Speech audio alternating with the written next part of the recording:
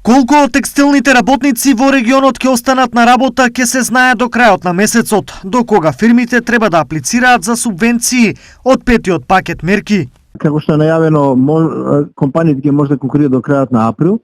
Точно ќе може да знаеме колку број на компании конкурирале и да видиме кои се оние компании кои заради тоа што напуштиле поголем број работници и не се осмелили да ги вратат назад, на еден начин се одлучиле да ја затвараат фирмата или да го намалат обемот на работење. Дека аплицирањето за помош е првиот индикатор за состојбата по април е јасно, зашто собствениците во тој случај ќе треба да ги платат придонесите.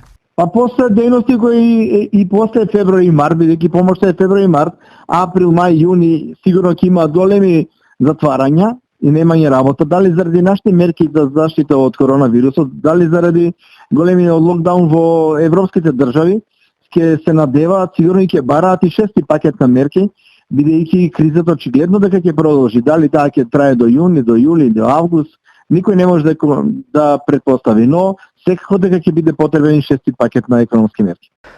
Дека голем број работници по 30 и формално ќе останат без работа е известно, но сега прашање е само колкав ќе биде нивниот број и што со нив потоа. Нормално дека има грижа, ние цело време се бориме за тоа како работниците прво да се вратат на работа, бидејќи самиот пакет мерки е задолжителен во тој поглед. Но оние кои што нема да стигнат, може би да ја исплатат платата, бидејќи е краток рокот до аплицирање и пристигнување и сетава на постапка која што е за плата, сепак стоиме во загриженост дека дел од работниците се уште ќе останат дома, бидејќи ќе нема да примат плата.